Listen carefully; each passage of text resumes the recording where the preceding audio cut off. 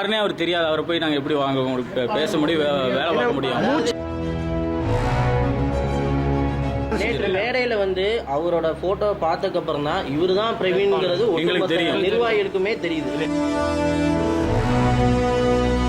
உங்களுக்கு தெரியாதவங்களா இருந்தாலும் உங்கள் தலைவர் சொல்லிட்டாருன்னா நீங்கள் அவங்களுக்காக வேலை செய்யணும். ஆனால் இப்போ நாங்கள் வேலை செய்யக்கூடாதுங்கிற முடிவில் தான் இருக்கிறோம். என்ன 234 தொகுதிக்கும் தலைவர் வேட்பாளர் அறிவித்தாங்க. இங்கே பழனியை பொறுத்த வரைக்கும் எங்களுக்கு உரிய அங்கீகாரம் கிடைக்கல, உண்மையாக உழைத்தவங்களுக்கு கிடைக்கல. நேற்று ஒருத்தருக்கு கொடுத்துருக்காங்க. அதில் எங்களுக்கு யாருக்குமே எந்த உடன்பாடும் இல்லை. புதுசாக வந்தவங்களுக்கு எப்படி வாய்ப்பு கொடுத்தாங்கன்னு எங்களுக்கு தெரியல. இங்கே உண்மையாக 2 வருஷம் கஷ்டப்பட்டு உழைச்சிருக்கோம். பல நலத்திட்ட உதவிகள் பண்ணியிருக்கிறோம், பல நல்ல விஷயங்கள் பண்ணியிருக்கோம். ஒவ்வொரு வார்டு, பூத்து, கிளை முதற்கொண்டு எல்லா இடத்துலையும் வேலை பார்த்துருக்குறோம். அத்தனை இளைஞர்களிலிருந்து பொதுமக்கள்லேருந்து நமக்கு தான் நல்ல பேர் இருக்குது. அண்ணன் பேர் பழனி பாலன் சொன்னி எல்லாத்துக்கும் பழனிக்குள்ளே நல்ல நேம் ரீச் ஆகிருக்கு. இப்போ நேற்று செங்கோட்டையன் ஐயாவோட நெருங்கிய நண்பரான திரு மகுடீஸ்வரன் அவரோட பையனுக்கு கொடுத்துருக்காங்க. இதை எந்த விதத்திலையும் எங்களால் ஏற்றுக்கொள்ள முடியாது. இது தலைவருக்கு தெரியுமா தெரியாதா என்ற இது எங்களுக்கும் தெரியாது. இந்த விஷயம் தளபதிக்கு போகணும், இதை அவர் மறுபரிசீலனை பண்ணணும். நாங்கள் உழைத்ததுக்கான அனைத்து ரெக்கார்ட்ஸும் எல்லாமே எங்கள் கையில் இருக்குது. இது எங்களுக்கு அனைத்து நிர்வாகிகளுக்கும் தொண்டர்களுக்கும் எல்லாத்துக்கும் இது ரொம்ப மன வருத்தமாக இருக்குது.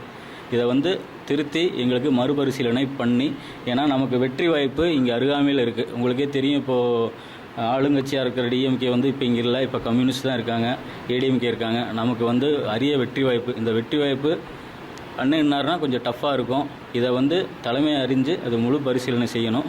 இதை மாற்றி அமைச்சு அண்ணனை வேட்பாளராக அறிவிக்கணும். இதுதான் இங்கே அனைத்து நிர்வாகிகளோடும் கோரிக்கையும். எங்களுக்கு வேறு எந்த ஆதங்கம் கிடையாது, இந்த ஒரு ஆதங்கம் மட்டும்தான். நாங்கள் உழைக்க ரெடியாக இருக்கிறோம். எல்லாம் இதாக ஒரு நிமிஷம் கட் பண்ணுங்க. வேட்பாளர் மாடல் என்ன அடுத்து என்ன நடவடிக்கை? வேட்பாளர் மாடல்னா தலைமை தளபதி காதுக்கு போகிற வரைக்கும் நாங்கள் அடுத்த கட்ட வேலைகளை செய்ய மாட்டோம். தலைமை என்ன சொல்லுதோ இது தளபதி காதுக்கு போகணும். தளபதி சொன்னால் தான் நாங்கள் அடுத்த வேலைகளை இங்கே செய்வோம். ஆனால் அனைத்து பூத்திலிருந்து, வார்டிலிருந்து, கிளையிலிருந்து, ஒன்றியம், கொடைக்கானல் முதற்கொண்டு இறங்கி நாங்கள் 2 வருஷம் வேலை செஞ்சுருக்கோம். யாருனே தெரியாமல் திடீர்னு அவர் நீங்கள் இப்போ ஒன்றும் இல்லை, ஒரு சர்வே எடுக்க சொல்லுங்கள். வாய்ஸ் ஆஃப் காமன்ஸ்னு ஆல்ரெடி இப்போ கட்சியிலேருந்து சர்வே எடுத்தாங்க. எடுத்ததில் நம்ம பேர் தான் இருந்துச்சு. இப்போ திருப்பி அவங்களை சர்வே எடுக்க சொல்லுங்கள்.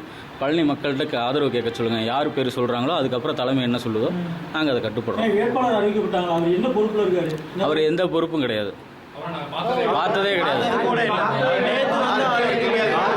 யாருனே அவர் தெரியாது. அவரை போய் நாங்கள் எப்படி பேச முடியும், வேலை பார்க்க முடியும்?